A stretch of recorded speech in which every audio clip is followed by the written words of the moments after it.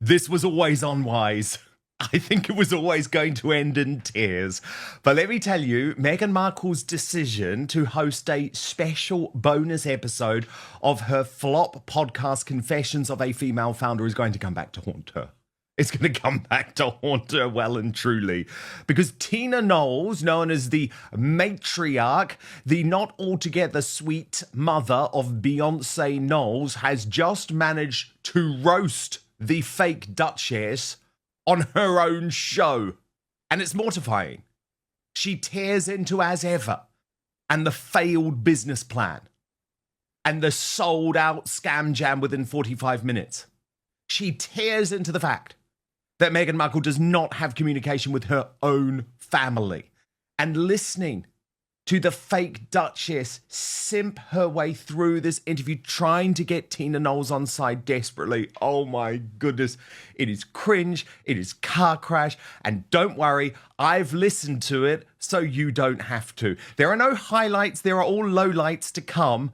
But let's have a laugh. Because actually, this is brilliant. We're going to get analysis from our royal mastermind, Angela Levin, as we go.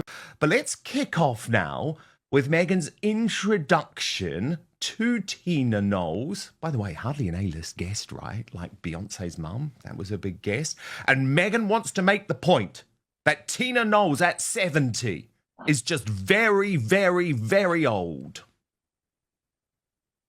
There's something incredible about a young woman who is willing to roll the dice on herself, be an entrepreneur, and build. Let's say you're in your 20s and you start doing that. Let's say you're in your 30s. Let's say you do that in your 30s and 40s as a working mom and you're trying to figure it out. There is something where I just put my hands up and applaud all of you who are doing the thing. And then there is something that gets a standing ovation. And that is when you are in your 70s and you say, I'm still going to build and I'm still going to invent and I'm still going to create. That is next level entrepreneurship. Oh, she's just so patronizing, isn't she? So patronizing. Just like, very old woman here. We've got an old woman here. And then when Meghan and Tina Knowles start talking, there's a bitch off as to who is the closest friend of Tyler Perry. Markle invited Tina Knowles, Beyonce's own mother, onto her podcast thinking it would be a smooth, empowering conversation. What she got instead? A reality check she did not see coming. Being a mama mogul is not just a title, it's a blueprint for building something that lasts across generations. Here she is. Hi. Oh, how are you? I'm good. How are you? Good. I'm so happy to be sitting down with you. Oh, you have I'm so happy much to be amazing sitting down stuff. with you. Thank you, of course. I'm so glad you reached out. And I love seeing Yvette there. I don't know if I wrote her a letter after I went to Bee's concert a couple years ago. She said the kindest things, and I just wanted her to know how much it meant to me. And Tyler talks about you. He loves you. Oh, Tyler Perry. He's a really good friend of course. mine. Yes. Well, he's a good friend to have. He's the most Great friend. To have. extraordinary soundboard. And even, it's interesting for us to be sitting down talking about business because he is that person that when I have questions about business or just when you feel like you're off your path, like I need to check in with Tyler. Yeah. He just finished a book and he wrote me. I mean, it's like poetry. It's so beautiful and uplifting. I'm like, oh God, that's just what I needed today because I'm so exhausted and kind of depleted, So it just lifted me back up. That will fill your cup. Tyler Perry can do that. So Angela Levin, that sets the tone, right? It sets the tone for what to come. So we've got Meghan clearly absolutely terrified. She's this Beyonce fangirl, really delighted to have Tina Knowles on the podcast. Tina Knowles plugging her hair care brand, not that interested in Meghan. And the battle begins over who's the better friend. A lot more, shall I say, difficult stuff is to come. But it's a very odd interaction, isn't it? Given, shouldn't Meghan, as a former member of the royal family, not be so interested by a D-list celebrity who's the mother of Beyonce, but really her claim to fame before that was owning a hair salon? Yes, I mean, I wrote down the word patronizing. Mm, Well, you said it straight after me because, what a dreadful thing. She's talking about women. She's talking about how proud they must be and how they hard work so hard and how they're so good. And then she's very patronizing on someone who's older than herself. Or she's amazed that they're going to do something. They keep on going. Oh no, surely not. It's bad enough when you're 20s and your 30s and your 40s, but not when you're 70s. Oh my God, so wonderful. Oh, that is a very, very old-fashioned way of behaving. The more you listen to what Meghan has been saying over these talks, you see that she's very, very out of time. People do things as long as they want to and they can do. And there isn't a time when suddenly you stop doing anything and then you do nothing. Is that what Megan thinks that older women ought to do? It's yeah, incredibly no, it was. irritating. I thought it was incredibly patronizing, making such a big thing about her age. It was very Meghan. But Yeah, Tina but Knowles very quickly gets her own back, Angela Levin. yeah, So I want to set up what happens next because it's quite extraordinary. The background, of course, is that as ever, Meghan's product range with Netflix sold out within 45 minutes. Now, up until this point, Meghan has thought this is a great thing. She put just a few tins of the Scam Jam on sale. There was hardly any product. And now we learn it's not going to be restocked for this year at all. And some of the products may never come back. Now, Meghan, up until this point, has been desperate to plug this as some sort of great success story. But Tina Knowles, who's a real businesswoman who has this hair cab brand, which obviously has to be in stock, quite brutally bursts Meghan's bubble. Listen. Going, I just picked these strawberries and it's so great. Look, I just Right. put a little bit of sugar and some Meyer lemon. And you try to scale that Oh, up yeah. and you're wanting to manage expectations, but you want to share the thing you've worked so hard on. Right. And so for me at the moment with As Ever, it was great. We planned for a year, and then everything sells out in 45 minutes with yes, Yes. amazing, great news. But then what do you do then?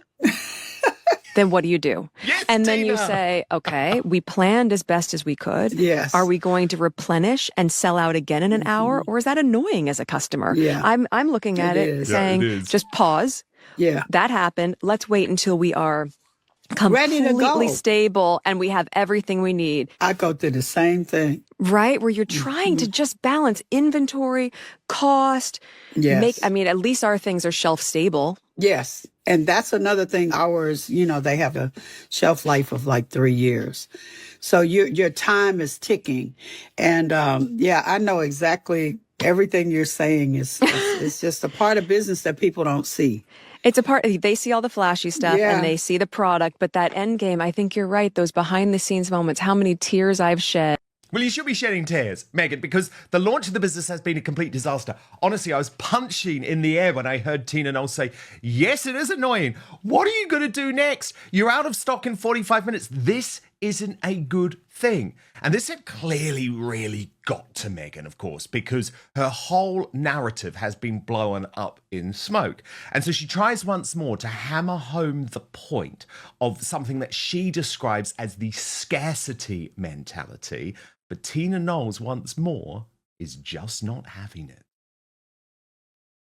She's absolutely And I feel brilliant. bad because people are saying, you guys aren't making enough stuff and we're looking for it and we can't find it. So I don't think it's such a good thing all the time to sell out. Yeah, I think that scarcity mentality at the beginning might be a Yes. hook for people, not dissimilar to a sneaker drop. Great. Yes, exactly. But when you're talking about products, Products that you need to be consistent with are foods that you want to provide to your family. I don't want you to eat that jam once every 6 months. Right. I want that to be on your shelf Right. all the time. You want us to wash our hair with these products all the time. So trying to keep up with that demand, I think, is something that's really helpful for people to have that insight on no matter who you are, that part of the process as an entrepreneur is not easy, that hard. numbers game.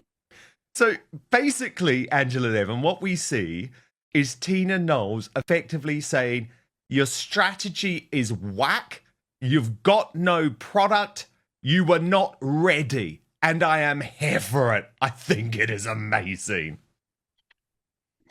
It's fascinating, isn't it? Because Yes. he swiped her in the first sentence, what are you doing? Where do you, in other words, she was saying to her, you didn't do any research beforehand. You thought it was going to Yep. be a lovely thing that would just work itself out, but you've made a huge mess of it. You've done everything wrong. You've stopped things that people might have wanted to hang on to. You're a useless girl. I think she used that very sharp voice. It's like a headmistress in a school and tells you off, and she wasn't letting you get away with anything. Behave yourself. It was very much like that, wasn't it? Oh, it was. Oh, it was. And honestly, what's so great is it's what we've all been saying for such a long time. Like, hang on a moment, this was a PR stunt. It's utterly ludicrous sending out a few jam jars around the world with absolutely no plan to restock whatsoever. But for Beyonce's mum to tell Meghan to her face on her own podcast that your business is a failure. Well, I was here for it. I was here for it. Now, what then gets really interesting, Angela, is the whole discussion about family. Because, of course, family has to come up a lot in this because Tina Knowles' business, and let's be honest, the only reason that she is successful is because she has a very famous daughter in Beyonce Knowles, and she may have been a big part of making Beyonce famous as that sort of momager type figure, but they work together.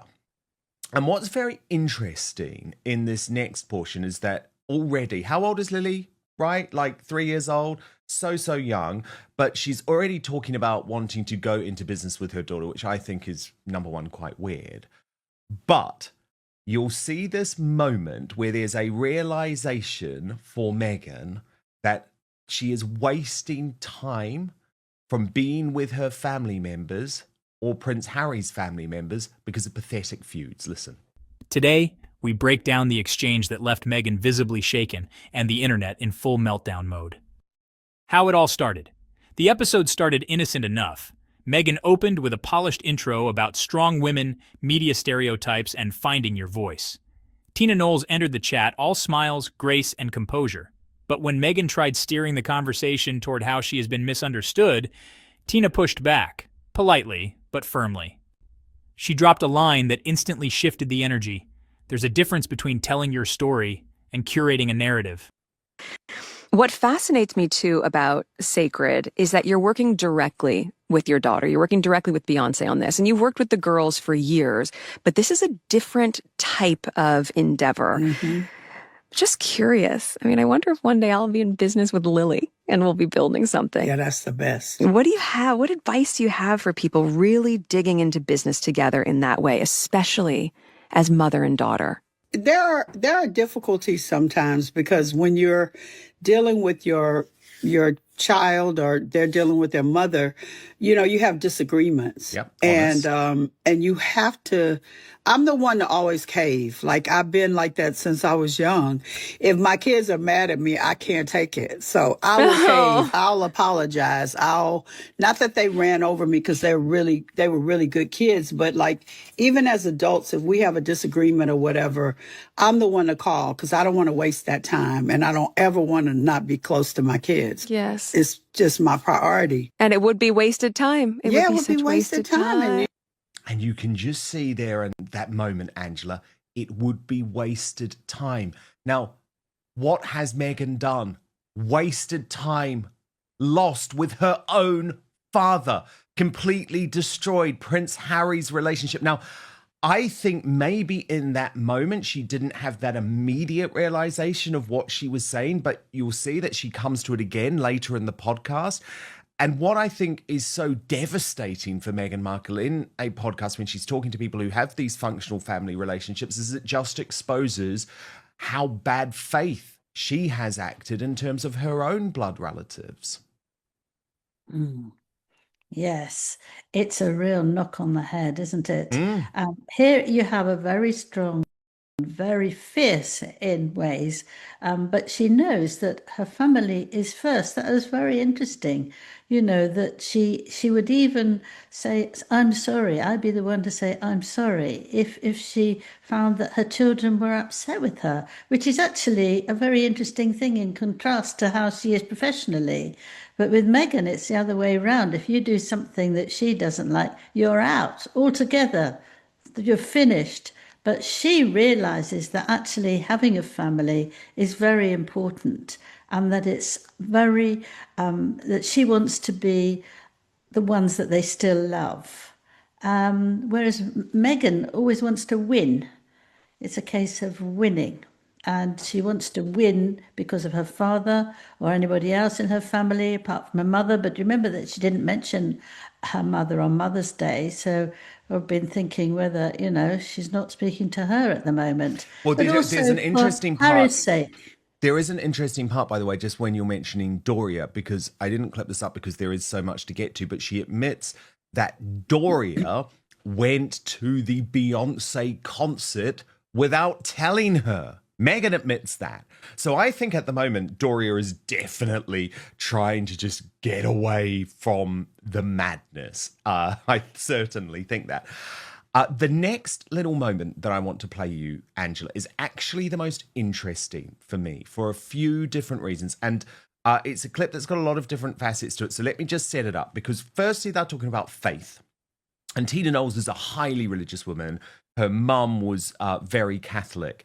And she's talking about faith, but she says it doesn't have to be religious faith. But what's interesting is Meghan quite quickly comes back and says, well, I believe in faith in myself. And it's so true when you think about the way that Meghan acts. She doesn't believe in a higher power or anything like that. She thinks that she is God. So that was really interesting.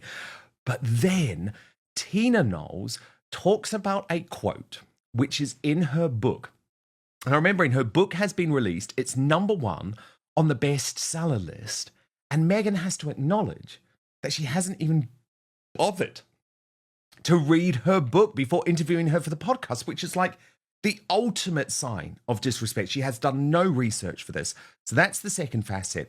But the third facet, which is by far the most interesting, I think, of the entire podcast, is that Tina Knowles talks about bitterness and the fact that it's so important that you should not live your life as a bitter human being. And I want you to listen to Meghan's reaction because it's so instructive about why she is continuing this vile warfare against the British royal family and her own family. So I know there's a lot to take in, but you're going to enjoy this. Watch. I'm not saying it has to be religious faith. That's what it is for me, but you have to have faith in something. Something greater than yourself. Or faith in yourself. That's right. Yeah. I used to have a quote up in my trailer years ago that said, "My faith is greater than my fear." Yes, absolutely. That's in my book too. I say that. Yeah. Oh my God, I can't wait to dig because into it. it's true. You have to, and that doesn't come easy. Mm-mm. And the other thing is I have fought very hard not to be bitter because I don't want to be bitter. I don't want any parts of it. I choose to look at the good things in my life and not harp on the bad ones. And so I've been through a bunch of stuff in my life, really hard stuff. But what I will never be is bitter. I'll let it go. I mean, that is easier said than done for a lot of people. But I think that is what you said earlier. Just, you don't want wasted time. That's what you're doing, Meghan. You're wasting so much time. But how fascinating, Angela, that you've got Tina Knowles saying, bitterness, I let go of my bitterness. And you can see Meghan's bristling because that isn't what she believes. This is the most bitter woman in the world, Angela Levin. And she steps in and says, well, that's not how most people feel. And we know who she's talking about. She's talking about herself because she is so bitter and she will never let her bitterness go. Yeah.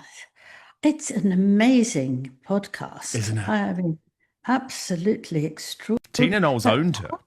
As you said, as a journalist or even as somebody who's going to talk to someone, that you don't ignore a book that happens to be at the top of the, what everybody was buying at the moment, and able to talk about all sorts of things that this person is talking about. She didn't even bother to look at it. Oh, really? Is this in there? As if to say, "Oh, I must look at some time." But when I get round to it, I find that absolutely extraordinary. And I think the other thing about being bitter is what we've discussed so many times, that she could have a lovely life. She could have just, if she doesn't want to have anything to do with the royals. You've got 2 children, you've got a husband, you've got a house with 16 toilets, get on with it and leave the rest behind you. That makes tremendous sense if you don't want to allow bitterness to overtake you. But Angela, then did you notice at the end of that, that's when Meghan comes back and brings up this concept of wasted time. How can she be so tone deaf? It's like both of your fathers are in their final act. They're both not particularly well men. And you are wasting time. Well, she thinks that anything that is actually not helping her, but we've seen that before, haven't we? If people aren't of any use to her, she drops them. Well, this is just adding more to that. But anybody exactly. But when it's your family, the problem is you can't. Maybe when it's a best friend, you can get away with it, but when it is your family, you can't. Now, look, there is more, Angela. So what I noticed very early on, actually, is that because I want to talk about the Meghan Beyonce thing, because it's very clear to me that Meghan puts Beyonce on a pedestal. She's almost like a bit of an obsessive stalker of Beyonce. She loves what Beyonce's done and she wants to get close to her. And I think that really comes out here. What? Right then you knew this wasn't going to be just another fluff interview. Clips went viral. People called it a public humbling for Meghan. Even some of her usual supporters admitted this one felt different. Comments poured in like, Tina Knowles just said what everyone was thinking. That was a live PR lesson. And Meghan failed. And yet Tina kept it elegant. No name-calling. Just cold, hard truth wrapped in calm wisdom. So, plus, because I've talked to entrepreneurs on this program who are in their 20s. Yeah. Oh, I know. Oh, I know. I mean, literally, I'm sitting here in my 40s. Well, Beyonce and I think, just we're the same age. She's a couple weeks. She's born in September, right? Yeah, Virgo September. season. Mm-hmm. Yeah, and I'm in August this year. So we'll both be 44 this year. Are you a Virgo too? I'm a Leo. H is a Virgo. You're a Leo. Okay. My mom's a Virgo. H is a Virgo. Really? I'm surrounded by Virgos. Oh, okay. Virgo season. Well, that's a good thing. So I think that was all very weird. And then she also, of course, is trying to do the whole let's slip in lots of information about the children. So she talks about Archie turning 6. We're all kind of figuring it out along the way, and also we evolve as women. Absolutely. And the chapters of being a mother evolve. I mean, Archie turns 6 tomorrow. I'm going, he's Where did the time go? Where did the time go? I remember carrying him out there, and I was just like, he is now 6 years old. We had his birthday party yesterday. Oh, my goodness. But you look up, and really, I think everything is in constant fluid motion, but the common denominator is you knew, even when you had a salon back then to now having sacred in this moment in time, the connective tissue is the same. Yes. What's she talking about? What's she talking about? Firstly, carried Archie out where? And the connective tissue? What are you on about, woman? Very, very weird. I also wanted to draw your attention to this moment, Angela, where Tina Knowles, without any shame whatsoever, talks about the fact that Beyonce wears a lot of wigs, right? And that's great. Like, why is there any issue with that? And Meghan immediately makes it a story about herself. And this is just so Meghan Markle. This is why people cannot stand Meghan Markle, right? Because she makes it clear that she's never worn one. Oh, but I would, but I've never worn one. Beyonce's worn a wig, I haven't. Listen. Mm-hmm. She wears wigs a lot, and she has managed to keep her hair beautiful and healthy. And that's not an easy task when you're in show business. That is a testament. I mean, even on Suits, I was on Suits for 7 years, and I remember so many other actresses, especially if you're in that grind. Yes. They said, you are going to fry your hair. And everyone was recommending that I should start wearing wigs. I never ended up doing it. Right. By the way, if I was in that industry longer, I understand why you need to protect your hair in that way. Yeah, because who wants to curl and spray and tease and, do all those things to your hair every day?